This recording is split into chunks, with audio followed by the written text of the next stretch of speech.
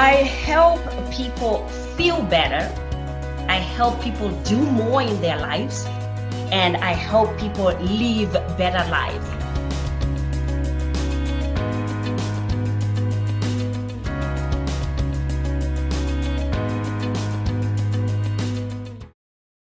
Pamusoroi, vafundisi vedu, vana baba, vana mai, vana gogo, vana sisi nehanzvadzi dziri pakati pedu.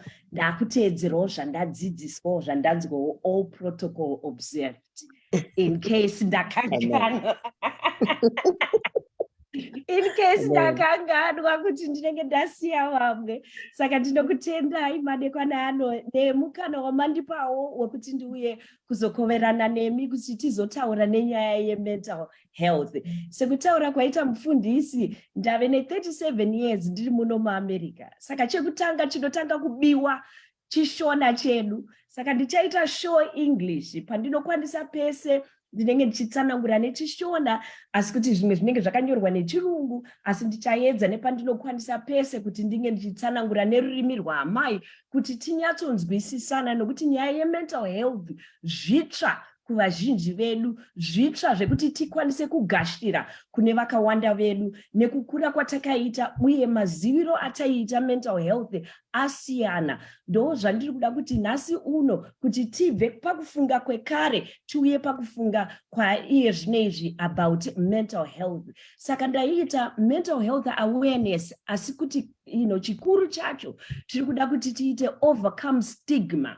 Stigma kuriko kufunga kwedu kwekudhara, kuziva kwedu kwekudhara. Nekuti ndiri licensed professional anoita mental health muno muAmerica, ndinofanirwa kunge ndichikuudzai kuti kutaura kwese kwatichaita nhasi unoyu hakusiko kurapwa kwenyu, hakusiko kwekuti ukanzwa ndichiti ukatadza kufunga kana kuti ukatadza kurara unenge une depression, mati maiwe Dr. Stigma wakati ndine depression, handizvoba. Ndiri kukoverana nemi nhasi uno kuti mungoziva masymptoms acho uye kuti ndinenge ndichinzwa sei kuti ndigozofonerawo kuti veduwe ndoda kuti nditaurewo nemunhu anondibatsirawo nezvemental health zviya, nokuti nhasi ndiri kunzwa kunge hazvina kunaka. Saka ndoda kuti muzive kuti handiko kuita diagnosis kwacho kwekuti munenge maakunzi nhasi uno maane mental health nezvamunenge manzwa pane zvatichataura. Pane zvatichataura mukanzwa zvinhu zvamunoziva kuti izvi ndini, izvi ndinombozvinzwa, kana kuti ndine munhu wandinoziva anosiyiti izvi ndinozvinzwa zvakadaiwo, so ndinokumbira kuti munge muchizonge muine simba rekukomekedzana, uye kana kuti imimi wacho mupike foni moti veduwe ine handodawo kutaura naye mundibatsirewo, nekuti ndakanzwa zvichinzi kana ndichinge ndichifila zvakati ndinofanirwa kuti nditsvage rubatsiro nekuti pane rubatsiro. Sekutaura kwandaita tichaita yavanoti a shift in mindset, reducing the stigma around mental health. Stigma again ne-mindset, kufunga kwedu kwatinoziva isu, kuziva kwedu kwatinenge takadzidza kubva tiri vadiki, pane maitiro ataifunga. Inini hangu kutaura chokwadi, taigara kukambuzuma tiri kumba, takatanga tigara kukambuzuma ndokuzofamba takuenda kuwaterfalls. Asi patati tiri kukambuzuma ndaiona kazhinji panga paine mukomana akanga aripo aifamba aine chibage chimuti chechibage chakaoma, chakanga chine chivhiri kwekupedzisira kwacho, kusaka aifamba achiti pipipipipipipipi achimhanya. Saka vanhu vese vaiti pipipi uyo ari kupenga, saka anga ari munhu anopenga uye munhu wekuti vanhu vaimutya kutaura naye because taimuti pipipi uye mupengo, mazvona. Saka nhasi uno ndiri kuuya ndichiti handina kunge ndaziva kuti kupenga kwataiti mupengo, vanhu vachimutiza, vanhu vasingade kunge vachitaura naye, kwanga kuri kurwara kwepfungwa. Saka everyone has a story.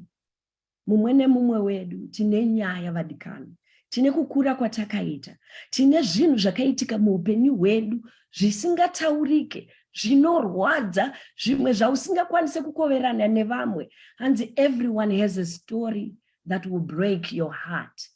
And if you are really paying attention, most people have a story that will bring you to your knees. ndofunga tinozviziva mukunamata medu. Kana paine dzimwe nguva dzatinowana vanokwanisa kunge vachikoverana, takanzwa dzimwe nyaya dzekuti vasati vatombopedza kutaura unongonzwa misodzi ichingotsururuka ichingotema kuti nhai vedu we, shuwa munhu angapinde nhamo yakadzika ikadai, yakadzama ikadai, akazvigona sei? Wakazviraramisa sei? Ndo pane nyaya pakunge chinzi paya shingirira, shinga. Kushinga uku unofanira kuti ushinge urarame. Ndo pane nyaya. Nekuti pakushinga ipapo tinoramba tichingotsamhidzira, tichitsamhidzira zvinonetsa zvese zvinoshungurudza moyo tichiuya ikoko. Handisi kuzvidza chechi, handisi kuzvidza kunamata. Saka ndoda kuti mundinzwisise ipapo kuti pakutaura kwandiri kuita ndiri kuti kunamata kwakanaka, uyewo kuziva kuti zvimwe zvakadzamisisa zvinoda kunamata uye kurapwa. Ndo pane nyaya yandinenge ndichitaura nemi nhasi uno, nenyaya yemental health. So pakutaura nyaya dzemastori dzekuti mumwe nomumwe une stori yake, ndanyora apa ndikati mumwe nomumwe ane nyaya yake nenhoroondo yake.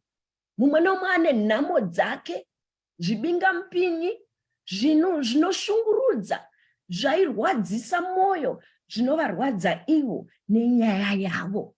Zvinhu zvine simba rekuunza kutambura nekurwadziwa kwepfungwa. Kwekuti unoti wakarara woti nhai veduwe, kwenyu ndindakatadzei? Ndindakakutadzirei nhai tenzi? Pakunge munhu achidaro, pfungwa dzinoramba dzichishupika, uye zvinhu zvinoramba zvichiwanda. Saka kubva tiri vadiki, pane zvinoitika kubva tiri vadiki, zvinoita kuti munhu unge uchikura uine aidha unova nekutya kana kuti unova nekuvimba muna Mwari kuti kunyange dai zvoita sei ndoramba ndakangoshinga chete, asi kuti pfungwa nemuiri nenyama dzinosvika panguva vadikani yekuti hazvikwanisike kutakurika, hazvikwanisike kunge uchikwanisa kunge uchisimba. Woshaya kuti zvino vanhu vakazoziva kuti handina kusimba, zvino vanhu vakazoziva kuti veduwe ndapererwa, havazondiita here kuti handizi munhu waMwari, kana kuti ndaakuiswa kunge uya mukomana wandataura wepipipi wokuti ndaakunzi ndiri kupenga. Saka kubva tiri vadiki pane zvakawanda zvakaitika, pane nhamo dzakawanda dzatakapinda, uye zvikonzero zvekupinda munyaya idzodzo zvakasiyana siyana. Saka pakutanga ndinoti tese tiri pano. Kana uri mwana wevhu weZimbabwe, that means tini kustruggle nemental health. Regai ndikuudze kuti ndiri kudaro nei. Ndiri kudaro nekuti hatisi kudzimba dzedu, hatisi mumisha yedu yatakakurira, uye yataivimba kuti tichakura tigogara tiri mumisha yedu yatakavaka, yatakagadzirira, yatakakura tiri. Takaitwa yavanoti displacement. Tave kuno kunyika yevamwe, tiri kune nyika dzevamwe dzakasiyana siyana. Izvozvo zvega zvinoita kuti pfungwa dzedu vadikani dzitambure, dzishunguridzike, nokuti hatizi kumba kwedu. Uye kuita kunge tiri kuno uku kwacho kana kunyika dzakasiyana siyana dzatiri, tiri varanda kumwe, handiti? Saka zvazvinoita ndezvekuti handi nyore kuti tigoita normal life, tigokwanisa kusevenza, tigokwanisa kuwana mapepa ekuti tigosevenza, tigozviriritira isusu, kuriritira mhuri dzatiinadzo kune, uye kuriritira mhuri dziri kumusha. Zvinonetsa pfungwa, ndo zvavanozotiti ivo taita mental health, nekuti istress inotikuwadza. Pastress iyoyo chaita kuti ndinge ndichifara nevafundisi vese vakaita kuti vedu vandidaidzewo kuti uya utotaurawo pakati pevafundisi, pakati pevakuru pari kuparidzwa shoko raMwari, asi uya utaure nenyaya yepfungwa yemental health. Ndaona zvakakomba, zvakakura zvikurususa kuti vavhura mukova kuti tinge tichitaura nenyaya yemental health, nekuti vadikani tiri kurasikirwa nevamwe vedu vakawandisisa, vamwe vari kutora upenyu hwavo vega vachikomita suicide nokuti havachazvikwanisa, zvawandisisa zvekuti pfungwa dzavo havachaona mukana wokuti how do I survive, ndinochengetana sei nemhuri uye ndinoona sei mukana wokuti ndirarame inini pandiri pano, whether vari kumusha kana kuti kuno kumhiri kwemakungwa zvaoma. Saka inguva yekuti tinge tichitora serious nyaya yestress nenyaya yepfungwa. Vamwe vari kutora upenyu hwevamwe, vanoshudha vamwe, vanobaya vamwe nemapanga, nestress nemental health. Ndo mental health yacho iyoyo, ipfungwa dzinenge dzadzikamisisa, dzashungurudzika, havachakwanisa kunge vachiona kuti zvino ndoita sei, how do I deal with this. Ndosaka ndanga ndiri kuti inini ndichataura pakuti tinoda kuti munamatirwe, asi kuti munofanirwa kurapwa, nekuti zvimwe zvacho tinoiti chemical imbalance matinoita isis, which means zviri kuaffecta brain. Saka kana paaffectwa brain yekuti munhu hauchakwanisa kufunga zvakanaka, hauchakwanisa kunge uchiita kuti usvike pakuti kunyange dai zvikaoma sei ndinorarama chete, kunyange dai zvikaoma sei Mwari vanondibatsira, ukaona wapfuura ipapo pekuti hazvichakubatsira, hazvichanzwisisika kuti vanondibatsira sei Mwari wacho ndiri panapa, then that means tasvika panyaya yekuti tave panzvimbo yekuti we need to seek help, tinofanirwa kuwana rubatsiro. Hechino ndanga ndinoda kuti nditange futi nekutaura neavo avanoti mamyth, kufunga kwatinoita, zvatinofunga nekutaurwa kunoitwa nenyaya yemental health. Pane maitiro nemafungiro atinoita asiriwo, saka hopefully ndinogona kukorekta mafungiro iwayo nekutaura kwandiri kuita nhasi. Chekutanga chinofungwa nekutaurwa nevanhu, vanoti ivo vana vadiki, they don't experience mental health problems. Vangaite mental health sei vari vadiki? Ikoko kufunga kusina kutsarukana. Nekuti fact yacho ndeyekuti vana vadiki vane masign avanoshowa mental health, warning signs mental health, yekuratidza kuti vane maproblems epfungwa mental health. Vamwe vanotadza kutaura, vamwe vanenge vachingochema zvimwe zvinenge zvisingazwisisike zvekuti unosvika pakuti izvi ndazvitadza. Vamwe vanozviruma, vamwe vanenge vachizvirova, vamwe vanenge vachiita unongozviona kuti something hachina kunge chichidi chakatsarukana nemwana uyu. Kazhinji kacho tinoti zvichapera kudakara mwana aita 1 year, 2 years, 3 years, asi hazvina kupera. Kana zvisina kupera, musina kuzvikwanisa imimi kunge muchiona kuti chii chiri kunetsa mwana, vadikani ngatiwanei mukana wekuti ngatitsvagei madhokta nevanhu vanogona kutibatsira kuti vana vabatsirikane, nokuti kazhinji kacho pavanozosvika pamaeji ema13 kana kuma15 years vakutora mbanje, vakutora mapiritsi akawandisa vasingazive mumastreet, vari kunwa hwahwa hwekuti pfungwa dzingoramba dzifunge zvakanaka kana kuti vaite mental health yakanaka, nokuti vanenge vatadza kuti how do I handle myself. Saka zvinhu zvakaita sana mbanje zvehwahwa tinoiti isusu self medication, vanenge vachizvirapa pfungwa idzodzo vari vega, kuti vanhu vasaone kuti panapa handisi kufunga zvakanaka kana kuti zvinhu hazvina kundinakira panapa, rega ndizvimwire doro rangu kuti pamwe pfungwa dzingagadzikane. Saka zvinotanga vana vari vadiki. Kumwe kufunga kunoita vanhu ndekwekuti vanhu vane mental health vari violent, kana kuti ndo vanofamba mumastreet zvandambotsanangura pekutanga zviya vachimhanya nezvimanikikiri, vachipenga, vachitaura vega, vachiona vanhu vanenge vachitaura, hanzi ndokwega kwemental health. Ichokwadi kuti vamwe vane mental health iri serious kudaro, yekuti vanoona vanhu vamusingaone, vanotaura nevanhu vamunenge musingaone imimi, asi ivo vanenge vachiona vanhu ivavo, vanonzwa mazwi amusinganzwe imimi, asi ivo vanenge vachinzwa izvozvo. Asi handizvo zvega, noti vese vane mental health vane masevere symptoms anenge akadaro.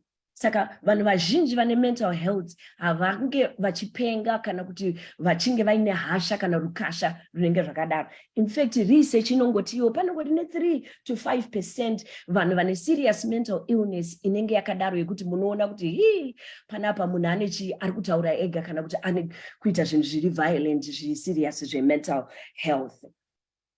Imwe kutaura kunoita vamwe futi hanzi people with mental health needs, even those who are managing their mental illness, cannot tolerate stress or holding down a job. Hanzi havagone kana kusevenza, havagone kana kuita upenyu hunenge hwakatsarukana, havagone hachisi chokwadi ichocho. Mumwe nemumwe wedu tinofamba zuva nezuva tichishinga tichingoshingirira kuenda pazuva asi zvinenge zviri kunetsa mupfungwa zvinenge zvakawanda. Saka sometimes munotoona vanhu ndichataura later on vari functional vanenge vaine mental health asi kuti vasina pfungwa dzavo dzisina kunge dzichirichi dzakagadzikana. Saka handi vese vasingakwanise kusevenza kana kukwanisa kuzvichengeta. Kumwe kubhilivha kunoita vamwe vanhu vanoti ivo personality weaknesses kana kuti character flaws anoita kuti vanhu vane mental health again vange vaine rukasha rwekuti ukataura navo vanobva vakugwabvura ndoshona yacho vanobva vakugwabvura yokuti haugoni kutaura navo. Handizvoba, hazvisi nyore sometimes kunge uchitaura kana kutarisa munhu anenge aine problem dzepfungwa, nekuti kazhinji kacho vari kuedza nepavanogona pese pekuti vaitewo as normal as possible, nekuti tiri vanhu vasina kukwanisa kugashira, especially isusu vanhu vevatema. Kwete kuti maAfrican chete, asi vanhu vevatema kuno kuAmerica kana kuEngland kana vanhu vatinoti minorities tine maproblem ekuti tigashirane, kuti tizive kuti handi kuti munhu unenge wasarudza kuti pfungwa dzako dzinge dzisiri right, handi kuti munhu unenge wasarudza kuti uite nhamo dzinokusvitsa papfungwa dzekuti pfungwa dzako at this point now unenge usisakwanise kufunga nekuita zvinhu nemazvo sekunge kuchiita kwevamwe vanhu. Vamwe vanhu tiwo hapana hope kune vanhu vane mental health, ndeve kungosiya vachingopenga vakadaro nekuti hanzi apenga aenda. Anditi handi chokwadi, kunogonekwa kurapwa kwekuti mumwe nemumwe wedu ane maziviro kana mafungiro aanokwanisa kuita, asi kuti munokwanisa kurapwa. Nyangwe dai uchiona zvinhu, nyangwe dai uchinzwa pfungwa dzichinge dzichiita kuti ndiri kunzwa mazwi evanhu vasiko, asi kuti vanhu vanozonditi ndinopenga, pane kurapwa kuripo vadikani, treatment iripo. Mental health haina kusiyana nemunhu ati ndine musoro unotema, ndine mudumbu muri kurwadza. Mental health yekuti vedu ndine stress yandiri kuenda through right now yekuti ndatadza kana kufunga uye handisi kukwanisa kana kuziva chekuita, ndagumirwa, ndasvika pekuguma. Zvakafanana nemunhu anoti musoro wangu uri kutema, vanhu voti uri kutema nei? Handisi kuziva musoro wangu wangotema. Saka ukaita yatinoti ndichaexplaina masymptoms acho depression kana anxiety, yekuti ukati ndine depression kana ndine anxiety, vanhu vazhinji vanoti saka zvakabva nekupi izvo zviri? Many a time hazvina kuti zvakabva nekupi, nekuti hatigoni kuti titaure kuti chii, kuti musoro wabva nekupi kana kuti mudumbu mangu marwadza zvabva nekupi, zvakangofanana naizvozvo. Vanhu vazhinji vanobhilivha kuti therapy is a waste of time. Hanzi why bother kuti uende kutherapy? Why bother kuti upiwe mishonga ikungonotora nemishonga because inopedzisira mishonga yacho futi yakuita worse? Ndokutaura kwevamwe kwavanoita. Saka inini semunhu asenza 25 years ndiri muno munyika ndichibatsirana nevanhu vakanga vaine zvirwere zvakadaro, ndinokutaurirai kuti matreatment acho akasiyana for munhu wega wega. Saka chaipira nhingi nechisina kushandira nhingi handi kuti hachishashandire iwe kana kuti hachishashandire nhingi. Mumwe nemumwe ane marapirwo ake aanokwanisa kuita. That's why tichiita recommendation yekuti kunyange dai manzwa pano teaching yandiri kuita nhasi kana kunzwa vamwe vanenge vachiticha, imimi mega endai mutaure nemunhu anoita zvemental health izvozvi kana doctor chaiye anokurapai kuti anzwe nyaya yenyu, anzwe zvamuri kuenda through nazvo, kuti mugoudzwa kuti yenyu imimi inorapika sei, nekuti zvese zvine kurapika kwazvinoita. There is no reason kana need yekuti vanhu vange vachistruggle.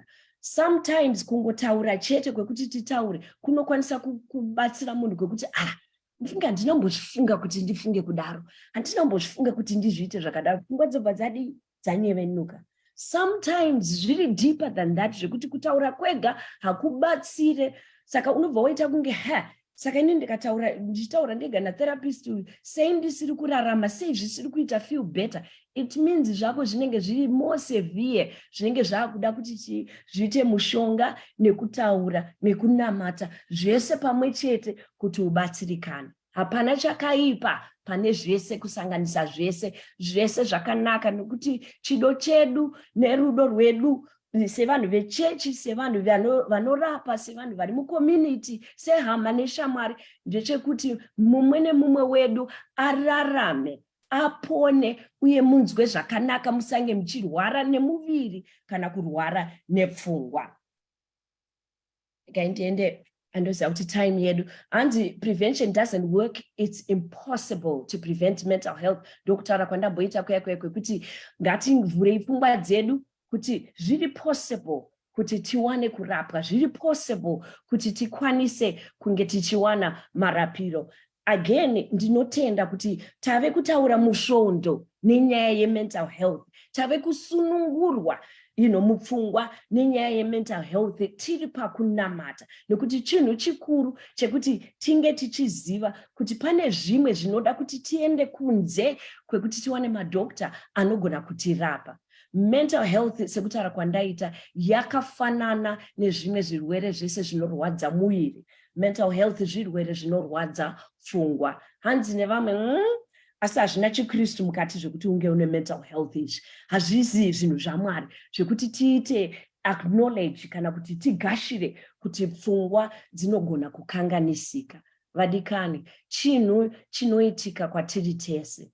Pane zvinhu sekutaura kwandatanga ndichiita kuti zvinoitika vanhu vari vadiki, zvimwe unozvarwa nadzo pfungwa dzacho dzakakanganisika kare, zvinenge zviri mumagenes edu. Zvimwe zvinokonzerwa nenhamo nezvinhu zvinoitika muupenyu hwedu, zvinozoita kuti pfungwa dzisvike pane yatinenge tichiita depression neanxiety. Saka vazhinji vanofunga zvekuti semaAfrican, vanhu vanobva kuAfrica, hatina zvese zvatinambozvinzwa zvese izvi. Hakuna chinhu chinonzi mental health kubva kuAfrica. Vadikani, pave neresearch inoti iyo 280 million yevanhu vari kustruggle newatinoti depression disorders, and approximately 85% yevanhu ivavo vanhu vanobva kunyika dzakaita sedzedu dzeZimbabwe. Chinotinetsa ndechiya chatinati inisu stigma. Stigma inoita pakuti uti hatitauri nenyaya yezvepfungwa izvozvo zvekuti hanzi kune vanhu vanopenga kana kuti vanofunga zvisirizvo. Hatidi kuzvinzwa. Depression hatinamboinzwa, kukura kwese kwandakaita kana mumba medu hatina depression zvese zvabva nekupi izvezvo. Anxiety ndo chiichocho chinonzi anxiety chauri kuti taura ichocho, uda kuti shura here iwewe, ndo kutaura kwataiitwa, ndo kutaura kwatainzwa. Asi kuti handi kushurwa, ngativhurei nzeve dzedu, ngatikwanisei kunge tichigashira avo vanenge vachiti nganditsvagwa kwekutaura navo, ngatiitei kuti zviite normal kuti vanhu vauye vachitaura nekutambura kwavanenge vachiita nenyaya dzepfungwa, depression kana anxiety kana stress chaiyo. Pane stress iri so severe yekuti kana munamato chaiwo unoonzwa zvichinzi veduwe ndanamata, asi kuti hazvisi kupera, zviri kuramba zvichirwadza. Panguva iyoyo ngativhurei mwoyo yedu nekuvhura pfungwa kuti counseling nekunamatirana zvinge zvichishanda pamwe chete kuti vanhu vasange vachistruggle nenyaya yepfungwa. Saka what is mental health? Mental health is state of mind yekuti unoita stress yekuti hauchakwanisa kuita zvinhu zvaunongokwanisa kuita mazuva ese. Vamwe vanhu vazhinji vanoti kuti ivo emotionally unofunga handisi kutombogona kuti ndikutsanangurirei kuti sei pfungwa dzangu ndisiri kufunga zvakadai, asi kuti ndiri kunzwa stress yacho yekuti handisi kukwanisa kana kunge ndichirara, handisi kukwanisa kana kunge ndichidya, handisi kukwanisa kana kugara chaiko sometimes. Ndichataura futi nemasymptoms iwayo. Mental illness ndo iya yandanga ndichitaura ndichiti iri severe yekuti munhu unonzwa mazwi, munhu unoona vanhu vasingaonekwe nevamwe, munhu unonzwa kutaurwa kunenge kuchiitwa kuri kunze kwekutaurwa kuri kuitwa ipapo. As a result, hauchakwanisa kana kusevenza kwacho kana kumuka kana kudya kana kuti paunenge paine vamwe uri munhu uya anoramba achingotaura wekuti vamwe vanachiti uku hakusisiri kwega kutaura uku. Iyo inenge severe mental illness. Pane zvese whether iri mental health kana kuti mental illness, ndapota munaita diagnosis yekuti munofanirwa kutaura nemunhu one on one kuti mubatsirikane, kuti mugozikanwa kuti chii imimi chamuri kustruggle nacho, nekuti madiagnosis acho tine makategori akasiyana siyana. Saka handigone kuti ndikuisei mubhokisi rimwe chete kuti yenyu depression kana kuti mese muri anxiety kana kuti mese muri yatinoti post traumatic stress disorder, PTSD. Hazvikwanisike kuti tidaro nekuti nyaya yemumwe nemumwe uye masymptoms emumwe nemumwe anenge akasiyana. Saka, what is the difference? Mental health is overall state of mind and wellness, which means affecta kufunga kwedu, nema feelings edu, nema behavior edu. Really mild, zvekuti sometimes unongofila stress yacho iyoyo and then yobva yaenda and then wogona kufunctiona but yodzoka futi. Whereas mental illness inoenda for makore nemakore nemakore. And iyo ndo inozopedzisira vamwe vazoenda pamishonga yekuti vakwanise kunge vachingoraramawo nekufunctiona pazuva nezuva. Saka importance yandoda kuti ndikurudzire pazuva ranhasi ndeyekuti ngatiregei kunge tichidzikisira kana kusandudzira vanhu vanouya vachitaura kuti inini wasikanaka ndofunga mental health iya inenge iri kundikwadza nokuti pfungwa dzangu zviri kundinetsa zviri pamoyo pangu.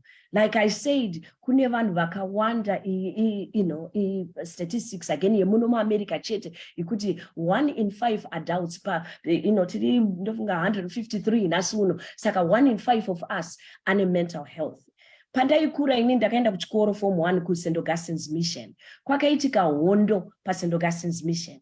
And panguva iyoyo tanga tiri muform 1, saka vanhu vakauya vakarwa matororo nemasoja ipapo, vanhu vakaurawa tichiratidzwa zvitunha zvakananikwa panze, vanhu tichibuda mumadhomu tichienda kuchikoro zvichinzi darikai zvitunha izvozvo. Nanhasi uno dzimwe nguva pfungwa dzangu ndinoona vivid mavisions aizvozvo, ndovhunduka nazvo izvozvo. Ndo zvinhu zvatiri kutaura kuti inenge iri mental health iyoyo yekuti now ndo yavanoti post traumatic disorder, yekuti unenge funga pafungwa idzodzo wobva wavhunduka, ndo inenge yave anxiety, yavanoti anxiety panguva iyoyo, pakuvhunduka ipopo, pakufunga ipapo.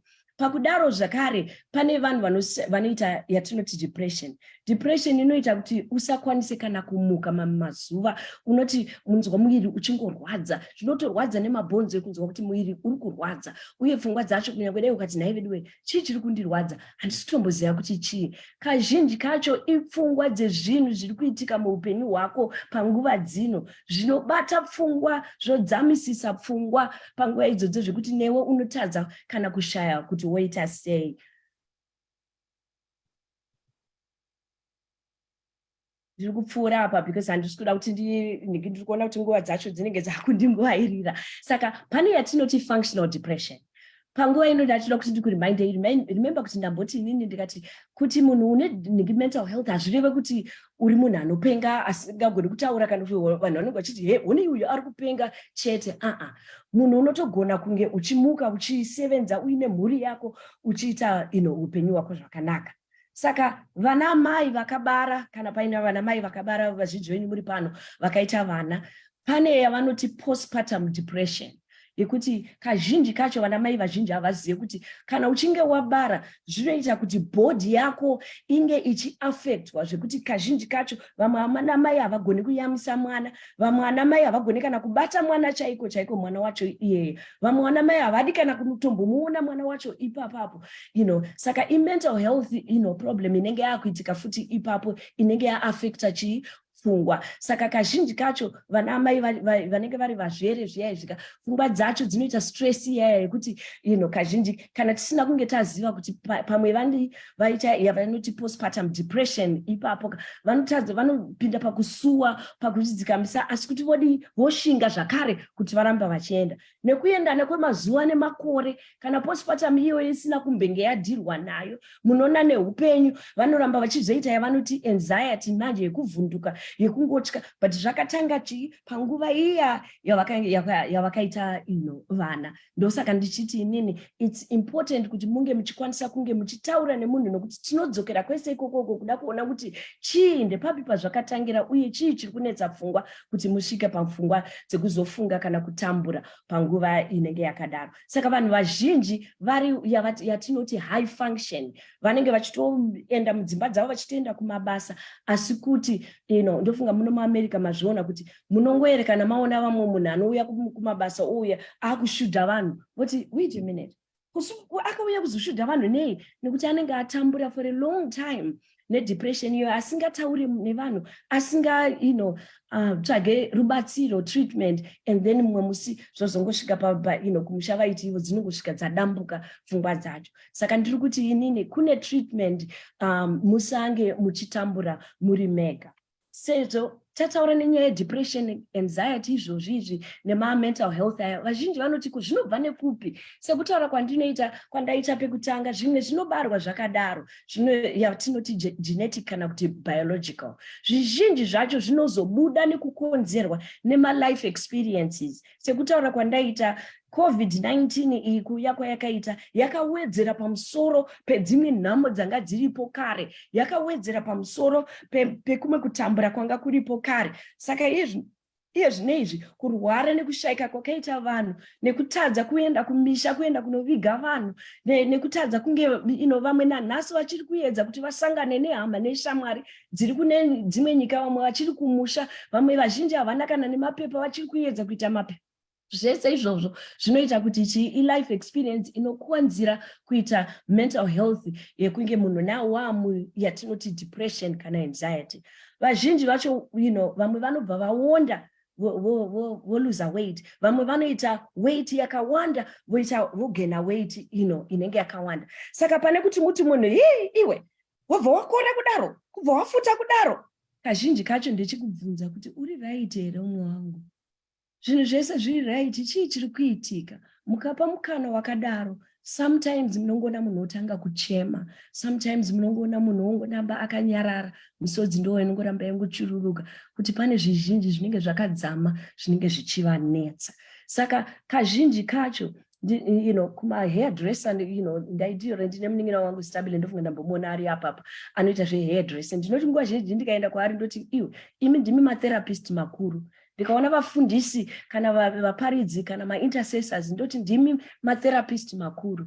Itai kuti mukurudzire vamwe kuti because muchaudzwa imimi zviri pakati pemwoyo, zviri pasi pemwoyo, moti ini ndinokunamatira uye tinoramba chinamata, asi kuti chitsvaga kuti uwane futi munhu anokubatsira kuti wataure newe, nekuti zvimwe zvacho zvinenge zvakadzamisisa zvekuti zvinenge zvaakuda maprofessional ekuti vatambe vange vachitaura naye. Saka ma-symptoms andanga ndiri kutaura ma-depression anowanzoita vanhu ari general, ekuti ndo anoita kuti muzonge muya kuti rega nditaure nemunhu, unongonzwa energy inenge yave shoma, hauchakwanisa kurara. Pamwe unorara 1 hour 2 hour wosvinwa, pamwe unobva wararisisa wekuti zuva rese usiku hwese unoramba warara kude kuti usvinde watadza kusvinura, nokuti uri kungonzwa hope, mwiri wakangoneta. Sometimes unodyisa kana kuti unodya zvishoma. Pamwe unenge usagone kana kuita yatinoti focus kana kuita concentration, nekuti pfungwa dzinenge dzawandirwa, dzazarirwa. Sometimes unotadza kana kuita madecision. Vanenge vari mudzimba munongoona vanhu makungopopotedzana nezvisina basa rese kuti nhai vedu we chiko chiri kuitika panapa, chiko chiri kutinetsa muno mumba. Mukuona zvichinge zvadaro, sometimes it's because one kana kuti mese pane zviri kunetsa but hazvisi kutaurika, kana kuti pane stress manje ne depression kana anxiety zvaakuwedzera. zvinhu izvozvo manje zvaakuda kuti muchitaura nemunhu anogona kukubatsirai pavaviri hwenyu kuti muite yatinoti couples counseling inobatsira again kujekesa zvinenge zvichinetsa pamwoyo yenyu. Aya masymptoms again andiri kusiya ari apa nekuti kana ndapedza ndichaisa PowerPoint iyoyi ndichaisa mugrupu rine vatungamiriri vemachurches without walls kuti vazokupai uye ndichavapa nehandout yenhikikiri yamuchapiwa yekuti how do I deal with mental health matips andakangoisa together andichaisa imomo. Saka muchange muine PowerPoint iyi yekuzodzokorora mega kana kunge muchidzokorora nevamwe vatendi vanenge vasina kukwanisa kuuya nhasi. Aya masymptoms depression andalista apa. Zvekare mukaona masymptoms aya muchistruggle nawo, taurai nemunhu ari mental health kana doctor venyu kuti ndiri kufila izvi, ndakawanzwa zvichinzi ndikange ndichifila this way I might be struggling nedepression. What can I do? What treatment can I get? Kuitira kuti muwane rubatsiro. Anxiety ndoya yekuvhunduka. Noziya, and I'm a mental health professional, saka ndinokutaurira kuti handitaure zvinhu zvandinenge ndisina kunge ndichistruggle nazvo inini. Ndakaona anxiety kuti inobata, and it started last year. Yekuti all of a sudden, not last year, 2 years ago pakatanga COVID.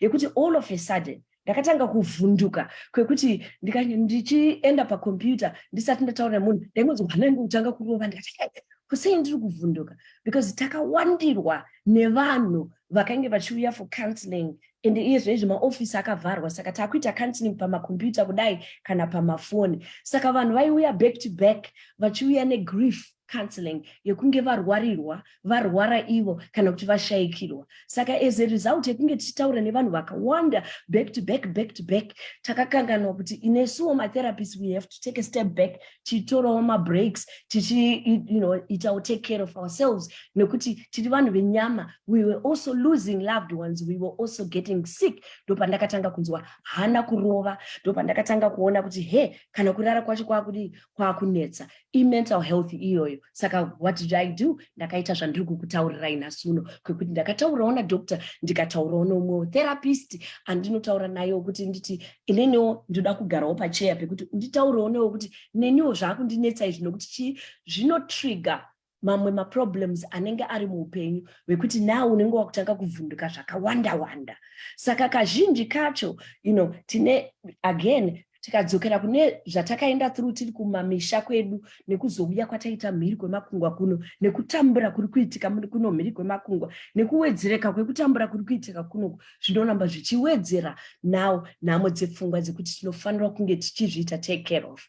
Muno muAmerica, the good thing that they have done is provide mental health services for many people. Saka musatyire kuti maiwe ndinozozvitadza kuti ndizvibhadhare, ndinozozvitadza kuti ndiwane munhu anokwanisa kunge achitaura nesi. Vazhinji vedu tave nemaAfricans akawanda uye tine vanhu vatema vakawanda vanonzwisisa rudzi rwedu, vanonzwisisa kwatinobva kuti vakwanise kutaura nemi. Saka musatyire kure kuti mutsvage rubatsiro. PTSD tese kana ndaingoita general diagnosis tese tine yatinoti post traumatic disorder syndrome yekuti tese takaita traumatized nekunge taitwa displaced yekuti tave kune dzimwe nyika kwekuti vazhinji takatadza kudzokera kumamisha kwenguva yakarebesesa. Ndakazotanga kukwanisa kuenda kumba ndava ne20 years. Saka pa 20 years I didn't have mapepa, ndaitadza kuenda kumusha. Saka trauma yacho iyoyo yekuti handaikwanisa kuona vana mai, handaikwanisa kuona vana baba, yakanetsa pfungwa uye it was causing depression nemaanxiety akawanda. Saka kuti muitwe diagnosis ye post traumatic disorder again excuse me, munofanirwa kutaura nemunhu anogona kuita proper diagnosis achiona kuti yenyu trauma yamakaenda nayo ndeipi inenge ichikozera yatinoti izo post traumatic disorder syndrome yamunenge muchienda through nayo zvinezvi.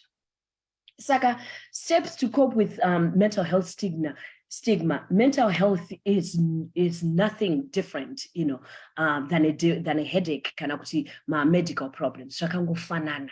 Saka musatye musavhundike kuti vedwe inangu ndine stress imwe iri kundinetsa uye ndiri kutadza kurara, ndiri kutadza kudya, zvakutondinetsa. Nokuti again, zvimwe yes kumbirai munamato, asi zvimwe udzai madokta pamunobvunzwa kuti munombostruggle nekusarara kana kuti taurai chokwadi, nokuti pakutaura chokwadi munowana rubatsiro runenge rwakajeka. Get treatment, talk to a professional.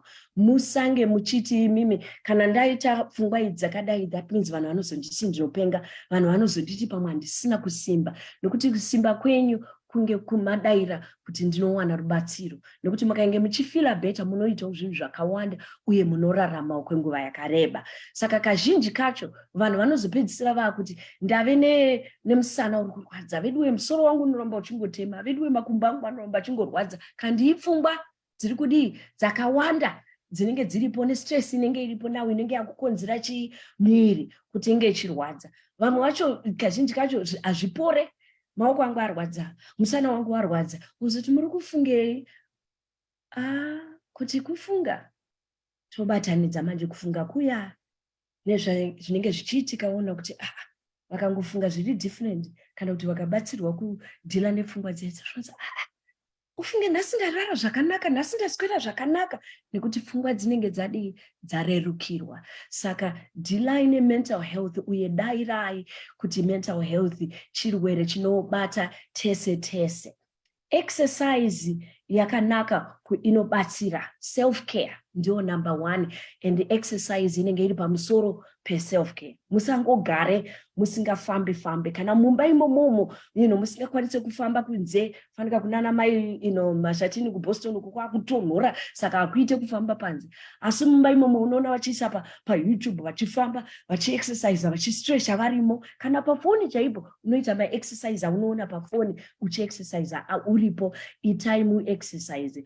Uye kudya kwakanaka, munofanira kudya kwakanaka, kwekuti sadza nenyama zvakatikudza isu chidyo chakanaka, asi kuti kana musisakwanisi kunge muchidaro muchitsvaga zvimwe zvidyo izvo, munge muchiita careful, nekuti zvirimwa zvemuno munyika zvinorimwa zvichiiswa mafertilizer, mamwe anoita kuti tifute, mamwe mutoonda. Saka munyatsotarisa chikafu chacho.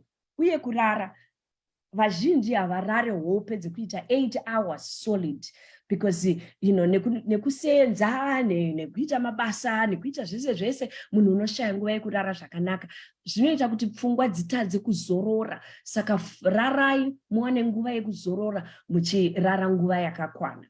Uye kutaura pazvinenge zviri pamwoyo yenyu. Yes, I know kuti kune unspoken akawanda. Unspoken pandinenge ndiri prayer line, ini semunhu wemental health ndikanzwa unspoken, mwoyo wangu nguva dzese unoti vedwe, I wonder kuti vane mumwe here, mumwe chete wavachataura naye kana kuti professional wavachataura naye unspoken iyoyo, because unspoken haikwanisiki kutaurika pane vamwe, asi kuti inofanirwa kunge ichizotaurwa nasomeone anokubatsirai unspoken yamunenge muinayo.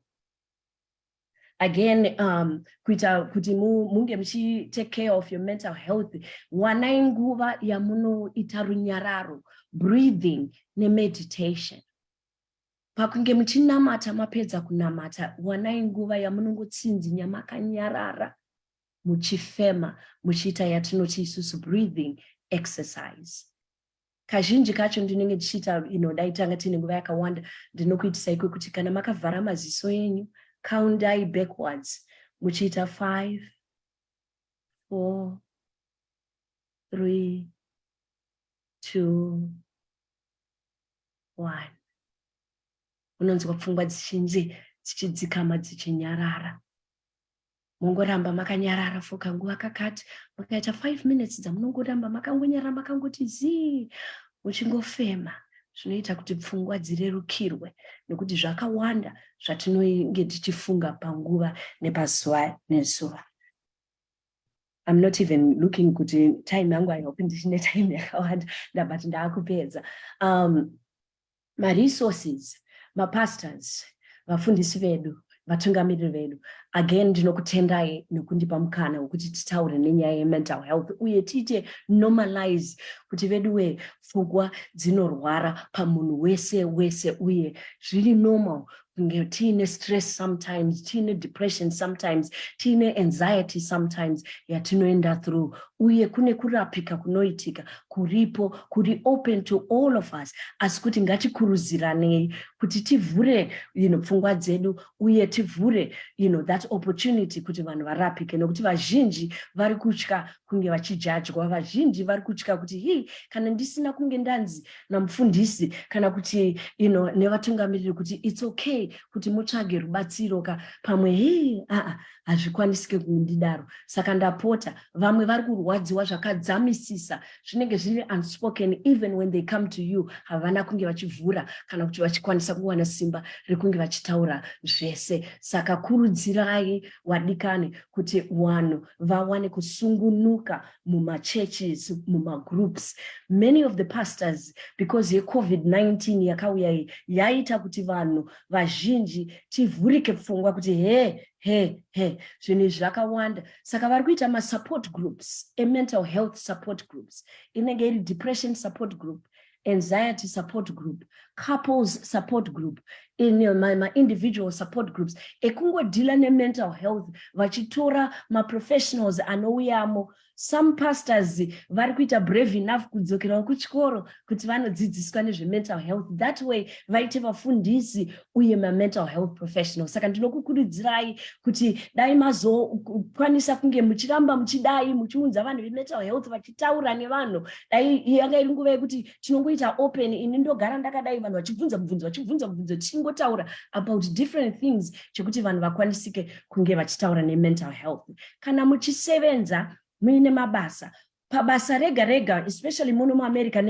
anywhere in the world kwamunenge muri, bvunzai ku-human resources kuti mune yatinoti EAP, Employee Assistance Program here. Many of the companies vanayo. Pa EAP pane ma-benefits ekuti munowana 3 ma-session kana kuti 10 vamwe 20 ma-session for free. Amsingabhadhari sendi, anobhadharwa necompany yenyu ekuti mutaure nema-professionals akaita seni nevamwe vari qualified, vari ma-professionals mental health, mahara musina chamabhadhara nekuti EAP inobhadhara. Kana muma-nursing home, muma-hospital, ma-nurses munayo yatinoti EAP. Shandisai EAP benefits.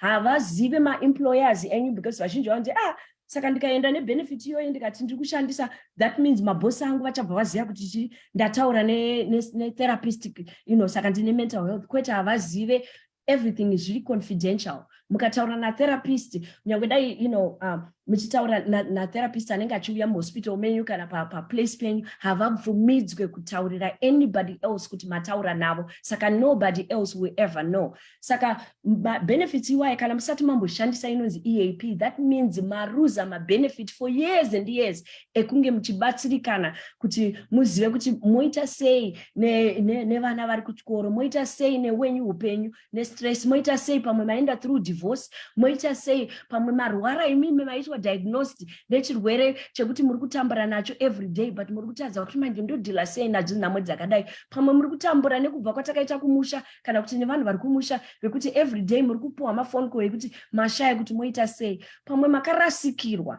mukafirwa, asi kuti nanhasi zviri kukunetsai mafirwo akaita mudikani kana vadikani venyu. Saka mune yatinoti complicated grief yamuchiri kustruggle nayo, taurai na someone muwane rubatsiro. EAP benefits anoita kuti murapwe kana kutaura nemunhu musina chamabhadhara. Pane ma-websites inonzi psychologytoday.com. Again, mukaenda ipapo kana muine insurance yenyu, munogona kuwana ma-therapist anenge akalistwa ipapo pa psychologytoday.com. Mukaenda futi ipapo munowana vamwe vasingatore ma-insurance, vanogona kutorai for $30, for $50, for $20 ekuti mutaure nemi. Saka musatyire kure, endai munotsvaga pama-websites iwayo. Again, kana muine health insurance, kumasure kwekadhi re-health insurance kune 1-800 number iriko. Mukafona 1-800 number iyoyo, moti imimi ndiri kutsvagawo number yekuti ndiwane ma-therapist. Vanokupai number yekuti mufone, mopuwa list yema-therapist ari mu area yenyu yamuri imomo.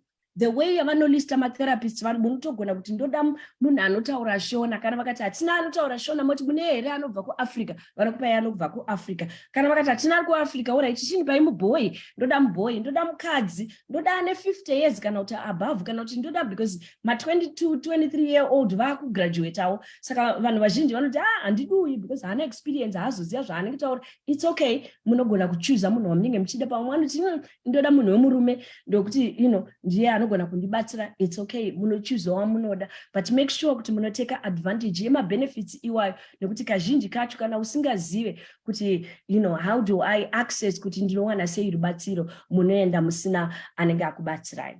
Saka nekutaura kwandaita kwezvese izvi, every day will not be the same, and it's okay kuti mumwe mazuva munongomukawo muchifila kuti you know what, nhasi I'm not feeling well, I'm okay. Zvandiri kutaura ndezvekuti I'm not okay every day, yekuti zvave nemakore nemazuva akawanda, then munofanira kunge muchitsvaga rubatsiro. Ndine ma-free ebooks anotaura more about mental health, how to deal with anger and frustration. Izvinezvi vanhu vari kuenda paZoom, tave yatinoti Zoom fatigue iri kustruggle nevanhu. Saka ndichaisa zvekare muwebsite, mugrupu revafundisi, ndichaisa link iyi yekuti mudownload all these books kuti muverenge mega, muverenge nevamwe. Nekuti mukaverenga izvozvi munotogona futi kuita ma-discussion groups ekungoshandisa kabhuki kakaka, moita ma-discussion groups enyu ane free, moti nhasi titaura ne-mental health, mobva matora re-virtual re-Zoom fatigue, motaura nenyaya yeZoom fatigue. Vedwe, pana ari kuendawo here through ma-symptoms aya, because ndo zvakalistwa chi muZoom fatigue ebook. Kwautoita discussion, vanhu vanobva vachiita discussion ipapo. Mukaenda paYouTube, ndine also ma-audio ari paYouTube ari free, amunongoteerera muri mega. Ma-audios aya amunenge muchiteerera anokubatsirai zvekare kuti musimbe mupfungwa uye mune zvekuita, nekuwana ma-opportunities ekuti muri muno munyika munofanirwa kunge takasimba mupfungwa, nekuti pfungwa dzacho kana tisina mukana wekuti tione kuti tingaite sei, tingararame sei, zvakaoma uye zvinonzwisisika kuti sei tichizoenda stress. Saka as a result ndakaisa more ma-resources ari paYouTube. Mukaenda paYouTube munowana ma-resources anenge ari free ekuti mubatsirikane. If you see something, kana mukanzwawo munhu anenge achiti iye ndiri kunetseka, ndapota taurirai, mukurudzirane kuti vange vachiwana rubatsiro. Ndataura zvakawanda, saka naizvozvi ndinokutendai zvakare kuti mandipawo mukana wokunge ndichitaura nemi nenyaya yemental health. Ndave kudzosera kwamuri mutungamiri, mazvita.